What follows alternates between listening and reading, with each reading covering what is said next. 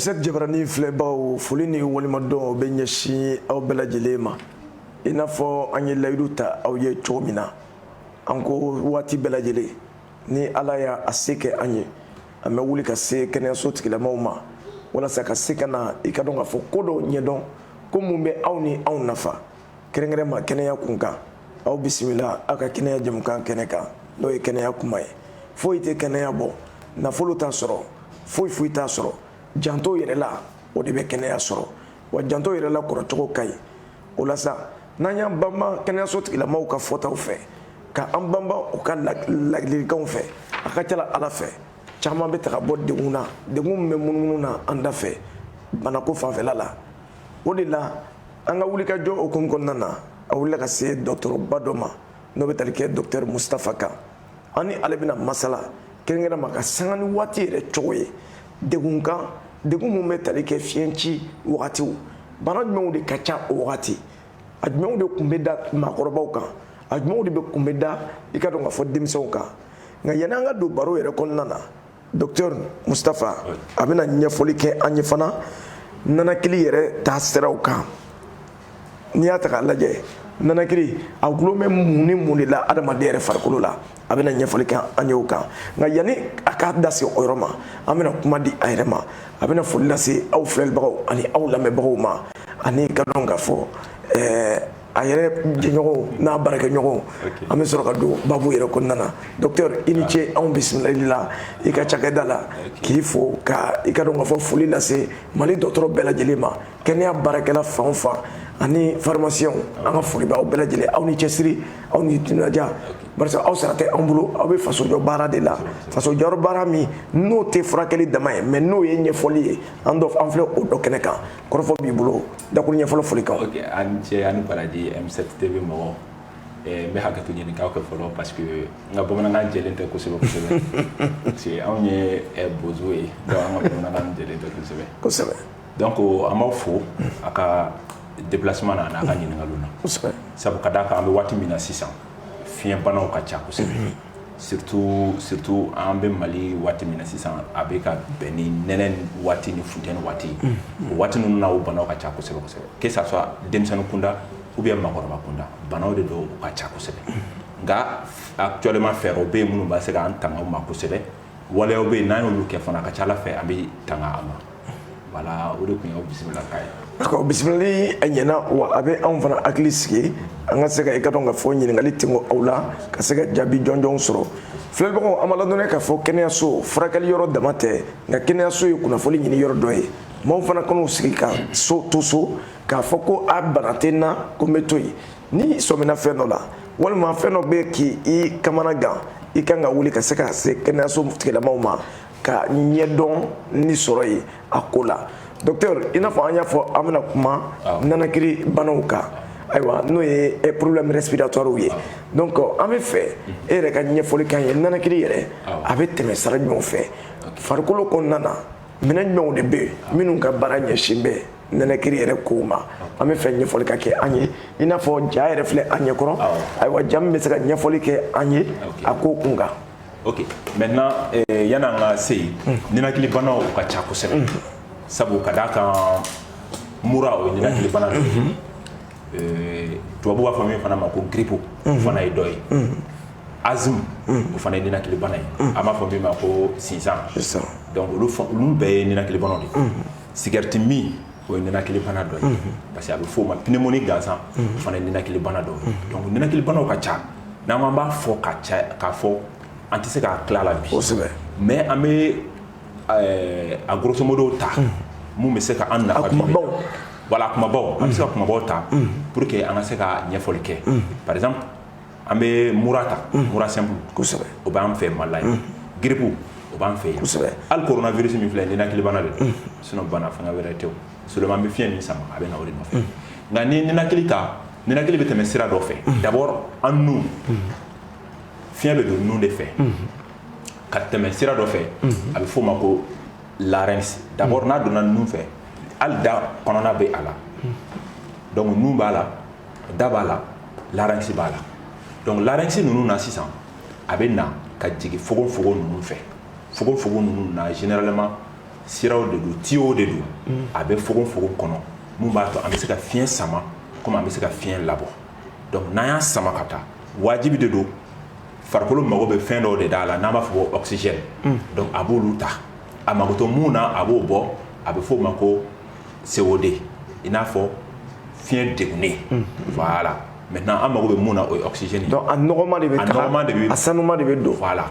maintenant o la sisan nɔgɔma min an mago bɛ a ɲuman min na n'o ye oxygène o de b'a nafa min bɛ bɔ o ye a nɔgɔma ye o de ye COD donc an mago t'olu la mais danfɛn wɛrɛw bɛ diɲɛ na minnu mago b'olu la i n'a fɔ yiriw anw de b'a labɔ yiriw b'a ta mais an mago bɛ fiɲɛ min na yiriw mago t'olu la donc yiriw olu d'a ma an b'olu ta voilà le problème. mais o yɔrɔ la yanni an ka pan an b'a mɛn an bɛna don ni o yɔrɔ ye ladilikan parce que i ye yɔrɔ dɔ fɔ c'est très important an ye kunnafoni sɔrɔ kuma dɔ la k'a fɔ ko yirikɔrɔlɔ si ayiwa kɔlɔlɔ b'a la mais an da bɛna s'a yɔrɔ ma an bɛ o to yen ayiwa jamukan kuncɛyɔrɔ la an da bɛna se o yɔrɔ ma donc an bɛ tɛmɛ ni ɲɛfɔli. maintenant ni fiɲɛ nana nun fɛ a bɛ na da kɔnɔ ka tɛmɛ larynx fɛ nun nin y'o tiyo nin ye a bɛ na jigin fogofogo fana fɛ maintenant n'a nana fogofogo kɔnɔ sisan a comme sisan ramification de do c'est à dire que fiɲɛ bɛɛ n'a tɛmɛ siraw de do o bɛ na fogofogo kɔnɔ donc n'olu nana fogofogo kɔnɔ sisan o de b'a to an bɛ ninakili an bɛ fiɲɛ bila mais ni a tiyo kelen nana boucher problème bɛ na respiration na problème bɛ na kosɛbɛ ni tiyo kelen kɔni boucher la dɔrɔn i b'a ye ninakili degun bɛ na i n'a fɔ ni mura nana sisan ninnu de bɛ funu a bɛ fɔ minnu ma ko alvéole donc yan an t'a ye ka ɲa kosɛbɛ kosɛbɛ mais n'i ye fogofogo lajɛ ka ɲa fogofogo bɛ tila nin tilayɔrɔ ninnu de ye ka caya c'est comme si fogofogo côté droite a bɛ tilayɔrɔ 4 de la maintenant n'i ye côté gauche ta parce que dusukun bɛ yen fan fɛ dɔɔnin a bɛ tilayɔrɔ 3 la voilà maintenant fiɲɛ bɛ na ninnu fɛ ninnu de b'a to a bɛ funu a bɛ jigin a bɛ funu a bɛ jigin donc fununi ye ni fiɲɛ donna n'a bɛna bɔ a bɛ jigin o ye fiɲɛ min nɔgɔlen don o bɔtɔ a bɛ jigin o de la an bɛ ninakili ka caya o ninakili fana o fana fiɲɛ min bɛ bɔ a mana kɛ cogo cogo fɛn dɔ bɛ to fogofogo kɔnɔ n'an b'a fɔ ma a bɛ to 0,5 la o bɛ to c'est comme si 1 litre d'air n'a mana don cogo cogo 0,5 bɛ to yen tant que n'o ma to yen an tɛ se ka balo fana voilà o de la ninakili bana ninnu a compliqué len don kosɛbɛ mais ninnu de y'a lakunba kumabaw ye an bɛ se ka minnu fɔ ka ɲa. d'accord o kɔrɔfɔ faamuna dɔgɔtɔrɔ hakili la k'a fɔ filɛbagaw ye faamuya jɔnjɔn sɔrɔ o ko la n'o de ye k'a dɔn nanakili bɛ kɛ cogo min na alisabu fiɲɛ bɛ se ka sama da fɛ nka da ni nun ayiwa fiɲɛ sama jumɛn a ka ɲi jumɛn na ka tɛmɛ jumɛn kan an bɛ fɛ k'o yɔrɔ dɔn. nun de yamaruyalen don kosɛbɛ ka tɛmɛ da kan. ka da mun kan. parce que ni fiɲɛ nana don nun fɛ o n'a taasira de don o taasira o de y'a taasira normal ye n'a bɔra nun kɔnɔ dɔrɔn a bɛ na larynx de bon n'a dun y'a ta n'i da ye dɔrɔn a bɛ bɔ da la dɔrɔn a bɛ jigin fogofogo kɔnɔ direct et c'est pas bon normalement si dɔw de bɛ nun kɔnɔ olu de bɛ fiɲɛ filtrer n'a ma na o fɛ sisan si tɛ da kɔnɔ donc a tɛ se ka filtrer a bɛ na dɔrɔn a n'a nɔgɔ de bɛ don c'est pourquoi n'i y'a jateminɛ hali n'i bɔra moto la n'i ye tulu bɔn i nun kɔnɔ dɔrɔn n'i sera so e k'i y'a lajɛ bani i b'a ye nɔgɔ caman de bɛ a la donc nun kɔnɔna b'a filtrer c'est comme si nun kɔnɔna dabɔlen don fiɲɛ sama dɔrɔn de kama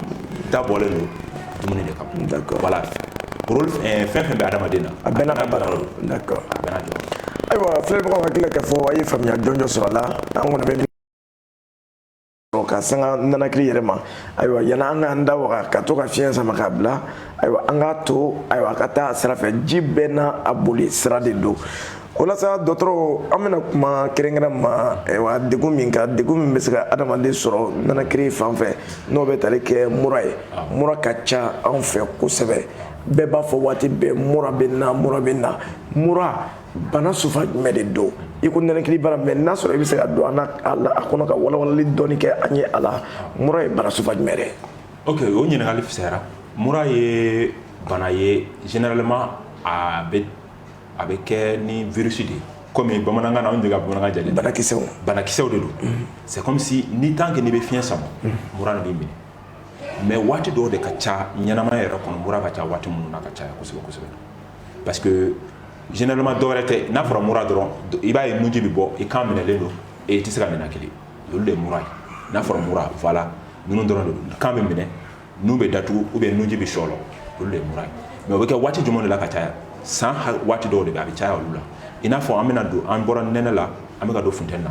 fiɲɛkolo min bɛ ci o bɛ na ni mura ye voilà maintenant samiya fana don waati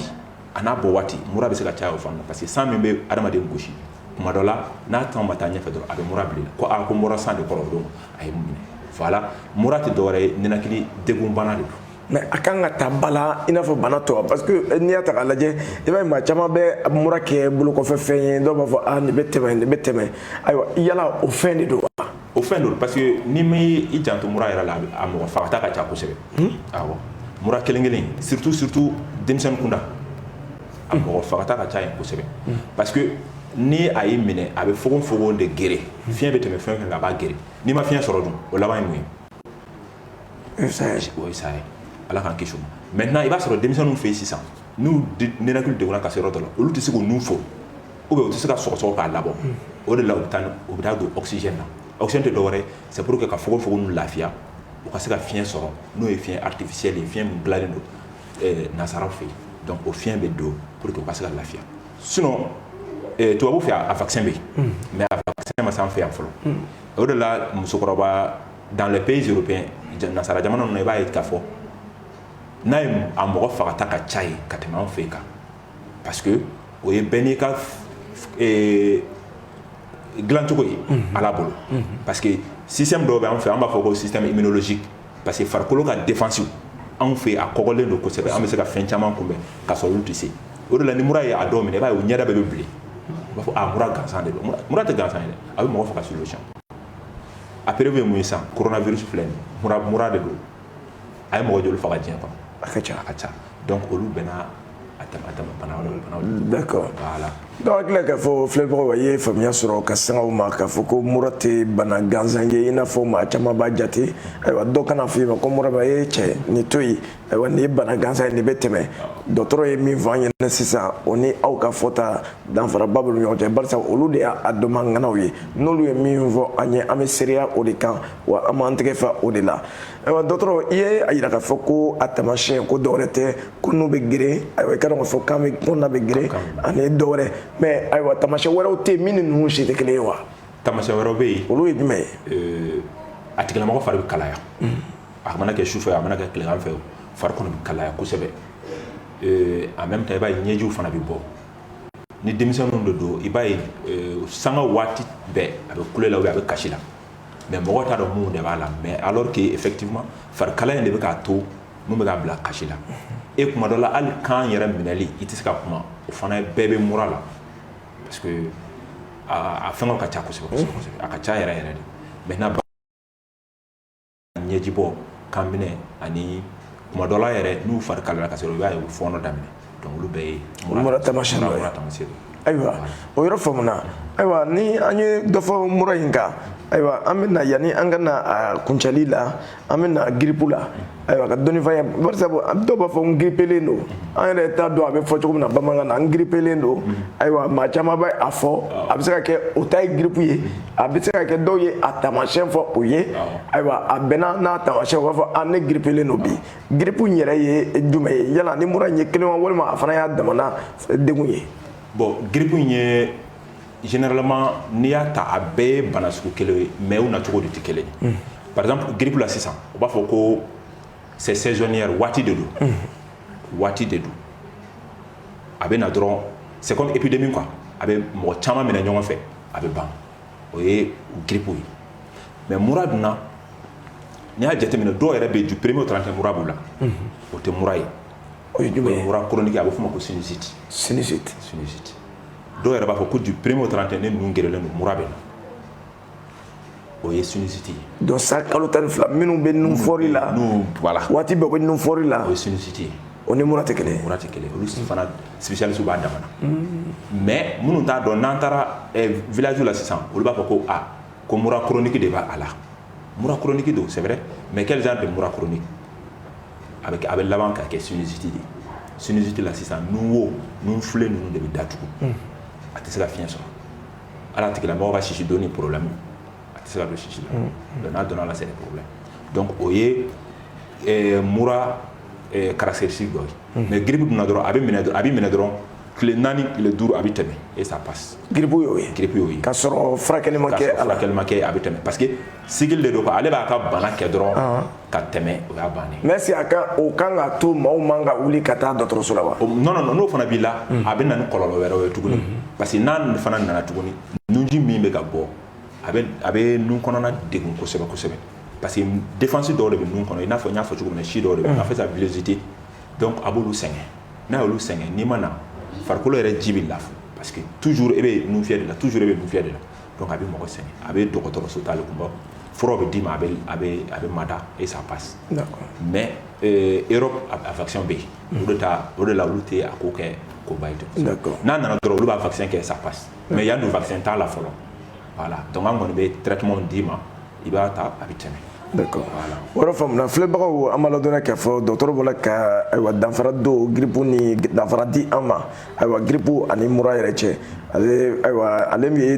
degun tɛmɛsɛlama de don a bɛ bali ka na ka bali ka taga a yɛrɛ ma ka sɔrɔ furakɛla nka dɔgɔtɔrɔ ye yɔrɔ dɔ fɔ fo anw k'an sinsin o kan n'an m'an sinsin o kan a bɛna kɛ i n'a fɔ an bɛ ka aw so a kana taa kɛnɛyaso la kɛnɛyaso a dabɔkun ye degun furakɛli yɔrɔ kama ye donc hali ni fɛn tɛmɛsɛlama de don a ka kan i ka wuli ka se kɛnɛyaso la traitement dɔw bɛ n'o ye furakɛli cogo dɔ ye o b'o bila i ka bila la ni o bilala i ka bila la ni taara o fɛ ayiwa a ka ca ala fɛ nka i ye yɔrɔ dɔ fɔ i ye sinusite fɔ sinusite an b'a ye k'a fɔ ayiwa kɛrɛnkɛrɛnma san kalo 12 a tigi bɛ nun fɔri la a tigi bɛ nun fɔri la yala o tamasiyɛn an b'a dɔn mura ani grippe la i bɔra k'a fɔ nun fɔri bɛ o la mais sinusite tamasiyɛn jumɛnw de bɛ olu la k'a fara i ka dɔn k'a fɔ nun fɔri in kan walima nun fɔri in dɔrɔn de ye a tamasiyɛn. non tamasiyɛnw bɛ yen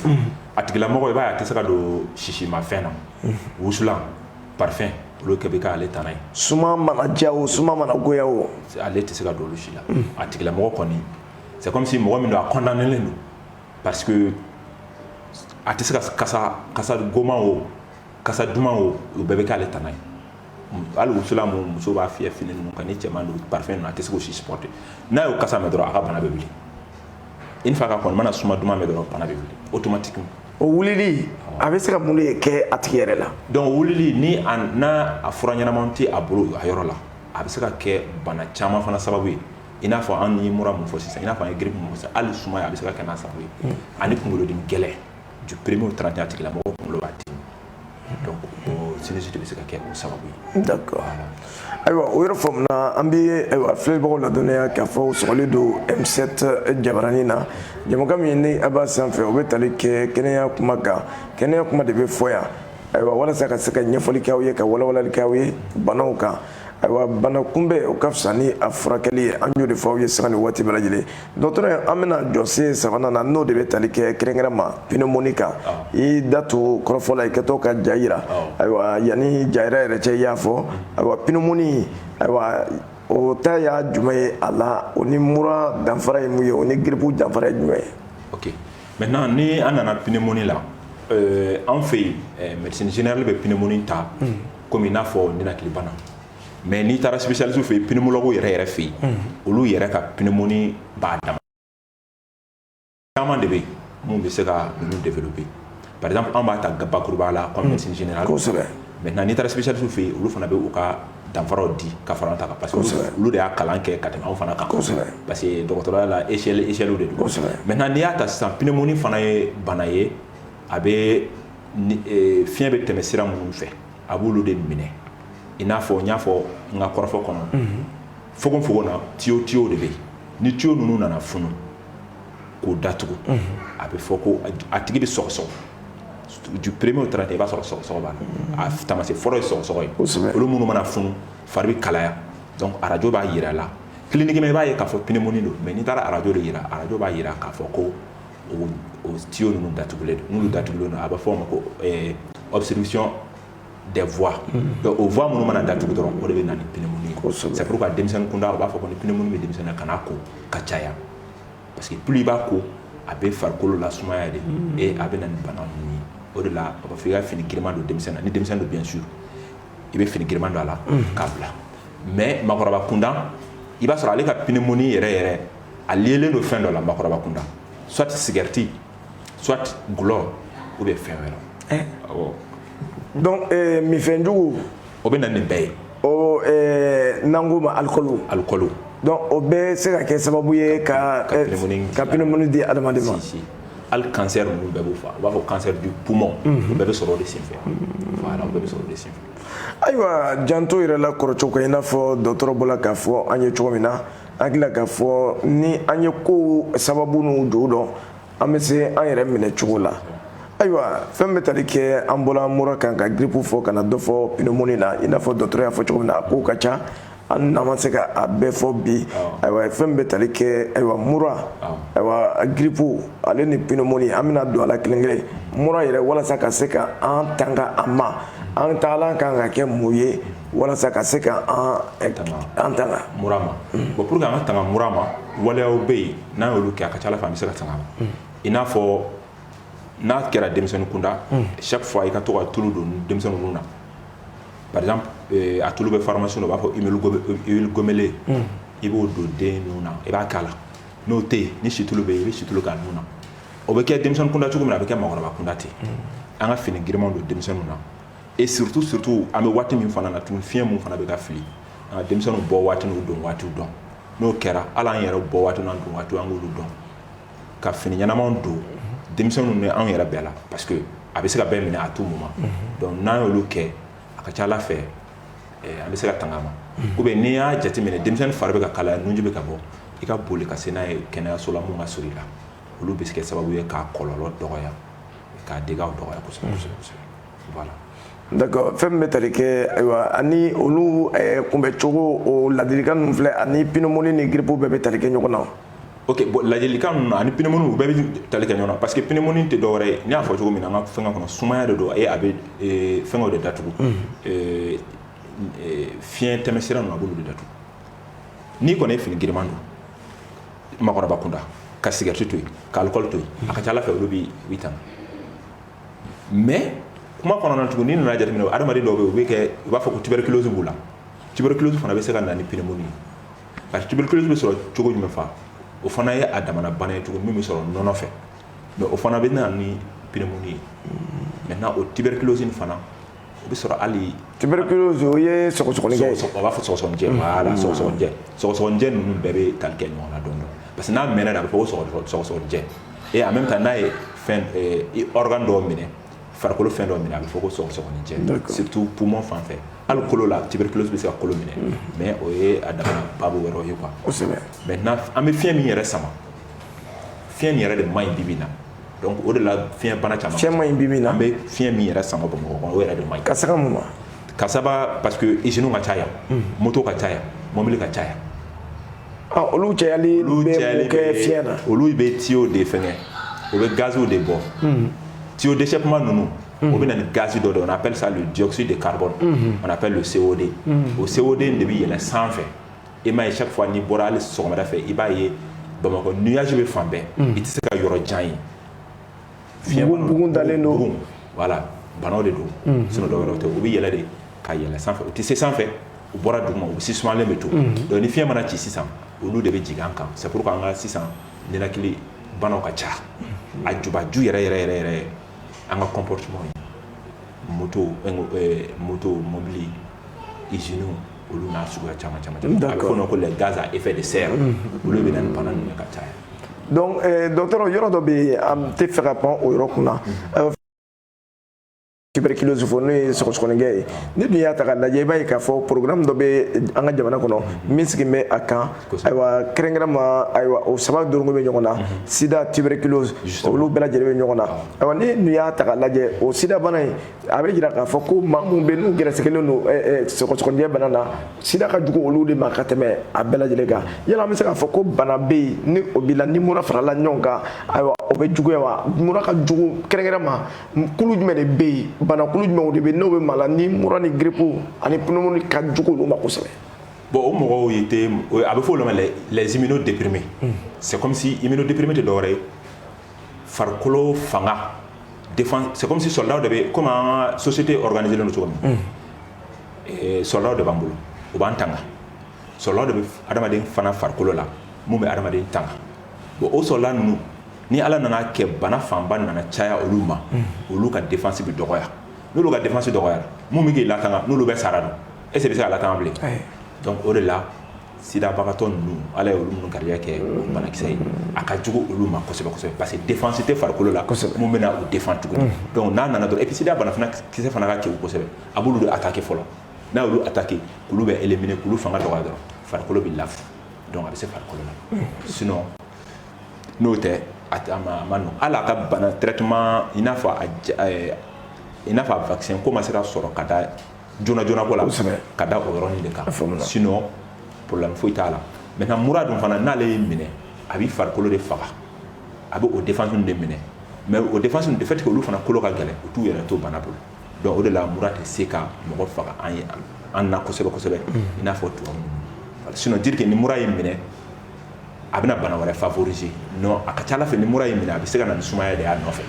sinon dɔwɛrɛ foyi tɛ c'est pourquoi hali an ka politique de traitement na n'an bɛ ka mura traiter an bɛ sumaya traiter a nɔfɛ dɔrɔn parce que u b'a fɔ ko bamanankan na ko ɲugu bɛ ɲaga ɲaga la wuli kosɛbɛ donc a bɛ kɛ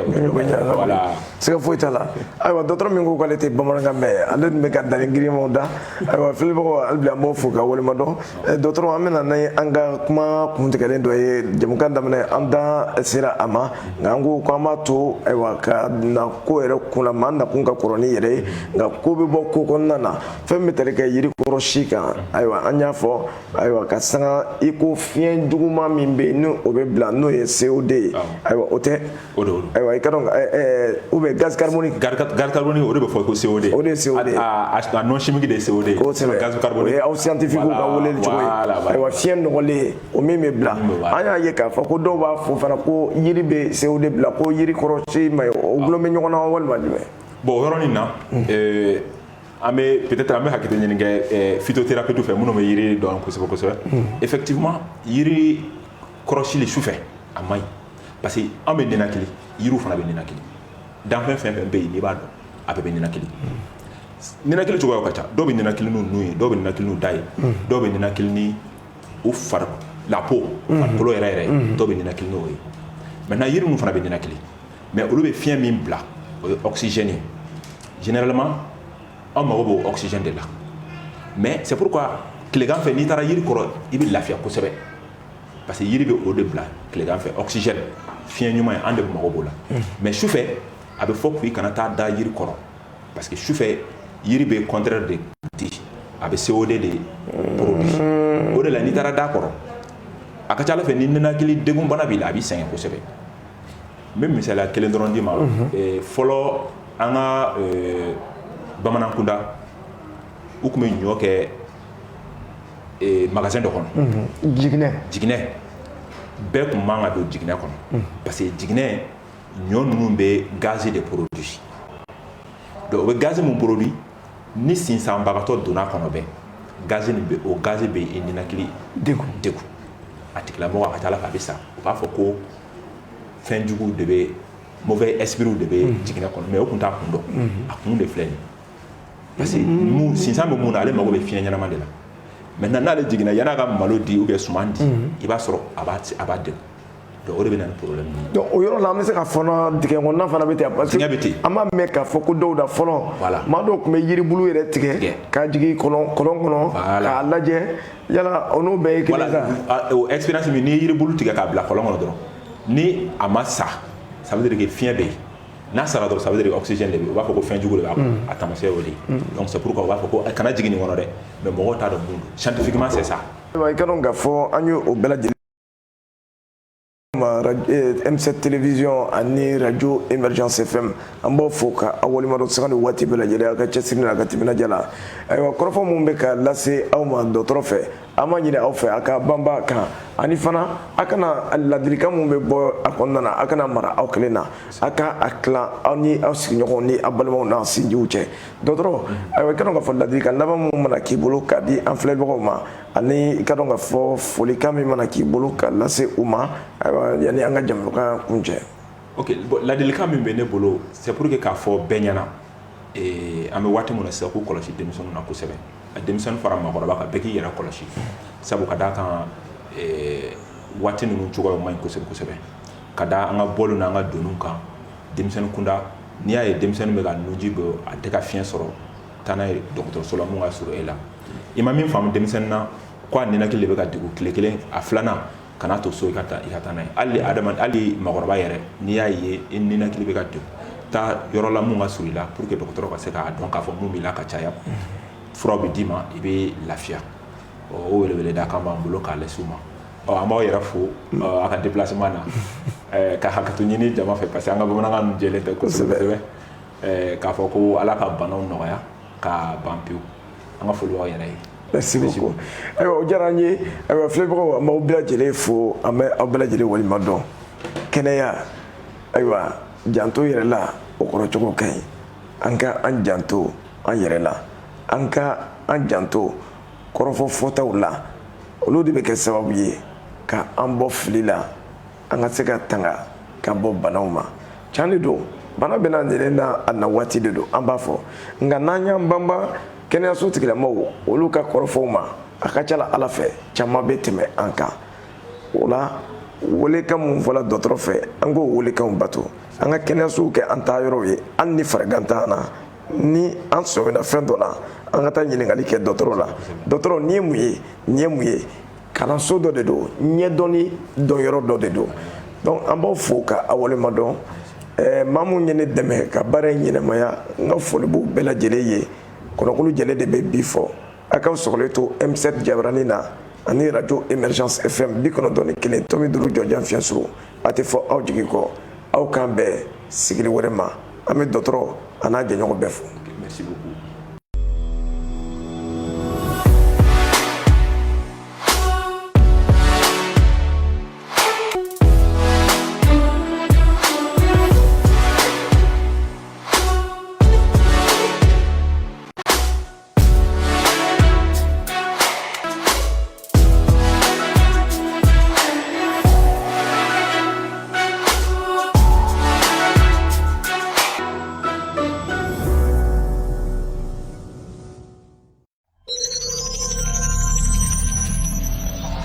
M7 TV, les 7 jours qui font le Mali.